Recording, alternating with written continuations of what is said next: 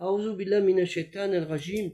Bismillahir rahmanir rahim. Assalamu alaikum. Je cherche la protection de Dieu contre le Satan, le lapidé, de par le nom de Dieu, tout aimant et tout plein de miséricorde, que la paix soit sur vous. Hier, nous avons abordé le sujet de la cité musulmane, Dar el-Islam, Dar el-Tawhid. À ce sujet, j'ai présenté quelques livres, mais j'ai pas présenté tous les livres. Il m'en manque un, dont un que j'avais fait une demande pour les gens s'ils veulent m'aider à l'acquérir. Il manque 100 € encore pour acquérir ce livre qui est très rare, sur Farabi. Vous voyez sur Tipeee ou les vidéos, le vidéo que j'ai fait hier. Mais si vous voulez aider le projet, j'ai besoin de 100 € pour enregistrer ce livre, si vous le voulez, bien sûr. Zakallah khair, c'est avec ça que je travaille pour vous faire vos vidéos. Donc les livres que je propose, que j'ai proposé hier, et ceux que j'ai oublié de vous marquer, et un que je n'arrive pas à retrouver, il y a Omar ibn Khattab, naturellement, Abu Bakr, avant de commencer la cité musulmane, naturellement, il y a toute la biographie du prophète Mohammed, sallallahu alayhi wa sallam, bien sûr, mais on va parler de ses compagnons, de ceux qui ont fait la cité musulmane, après le prophète Mohammed, sallallahu alayhi wa sallam, sur lui, celui la paix. Donc, comme je l'ai dit, il y a Omar, j'ai oublié, vous avez là Abu Bakr, vous avez des livres sur Othman ibn Affan, tout ça c'est les gens de la famille du prophète Mohammed, Ali ibn Abi Talib, que tout le monde connaît, le genre des cousins du prophète Mohammed, sallallahu alayhi wa sallam. Très intéressant, histoire des compagnons qu'il faut mettre. Encore la vie des compagnons, c'est très intéressant à comprendre parce que dans cette vie, on a aussi ce qui comprend la communauté des croyants et ce qui fera la future cité musulmane qu'on dit, hein, que je vous ai cité tout à l'heure. Vous avez aussi, alors, naturellement, les Omeyyades, il faut bien comprendre, hein, c'est là où ça a commencé, on va dire, les Abbassides, un peu plus gros. Naturellement, ce sont tous les livres qu'il faut étudier, que vous devriez avoir dans vos associations dites culturelles musulmanes. C'est ce que nous avons dans notre projet culturel musulman universel, naturellement. Et ça, c'est très important que vous les ayez pour qu'il y ait une compréhension, déjà pour que la communauté musulmane, ce que c'est, ce qu'était la cité musulmane avant, qui n'a rien à voir avec maintenant. L'histoire du fiqh, la jurisprudence musulmane, naturellement, très intéressant, qui inclut dedans ce que la cité musulmane doit se comporter dans le bien contre le mal, et les califes aussi dans le bien contre le mal, parce que leur but n'était pas d'être des propriétaires d'un État, mais d'être les responsables, hein, du fonctionnement d'un État. Dictionnaire de la civilisation de l'islam, livre très intéressant.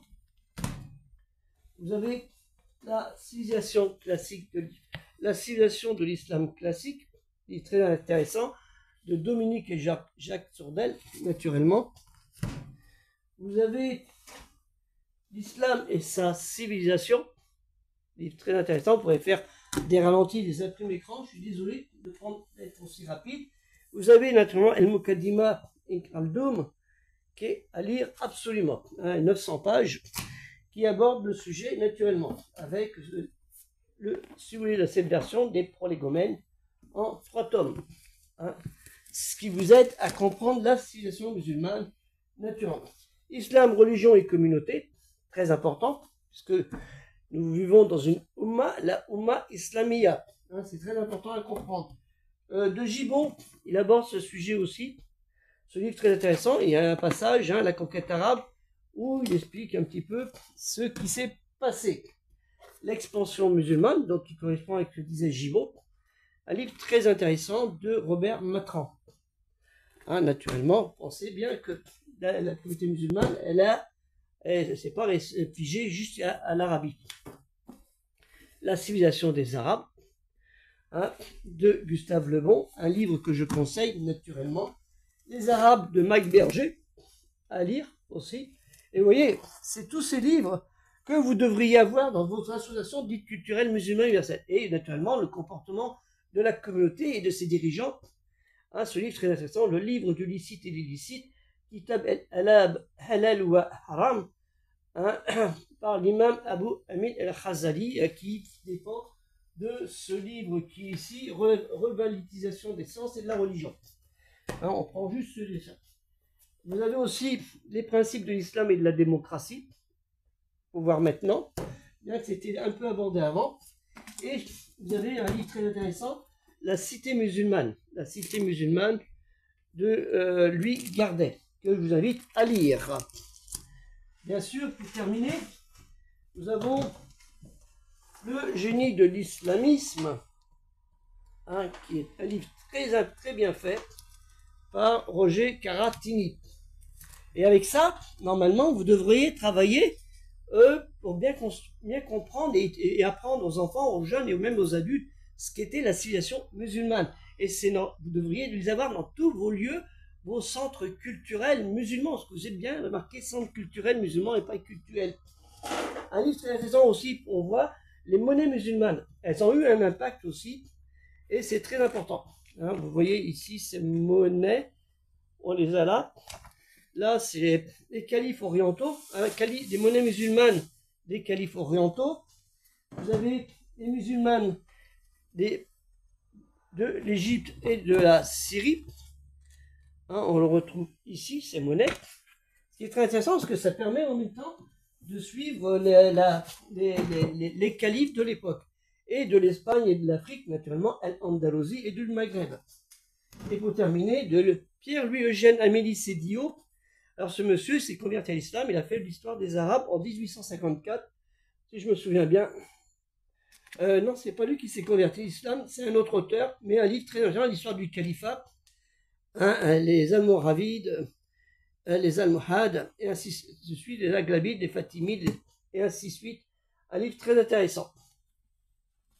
Donc avec ça, normalement, dans vos associations dites culturelles musulmanes, vous devriez avoir ces livres. C'est pour ça que nous, on a lancé le projet 100 livres. Hein, 100 livres, vous pouvez voir dans Culturel Musulman Universel. Je vous mettrai le lien pour aider. C'est dans cette démarche-là que Culturel Musulman Universel travaille pour aider la communauté à apprendre à comprendre pour vaincre l'ignorance et surtout la haine. Hein, la haine qu'on peut avoir les uns envers les autres. Pas toujours, il dit, oui, mais c'est eux qui nous haïssent, mais des fois, hein, nous musulmans aussi, on a une petite part de responsabilité, parce que des fois, on n'aime pas les autres. Il faut bien se le dire soi-même. Hein, on peut détester par rapport à certains comportements, mais détester la personne en tant qu'humain s'il n'a rien fait, ce n'est pas une bonne chose. Au contraire, comme il dit, Allah il nous a dit, comportez-vous avec ces gens-là et parlez de la meilleure façon.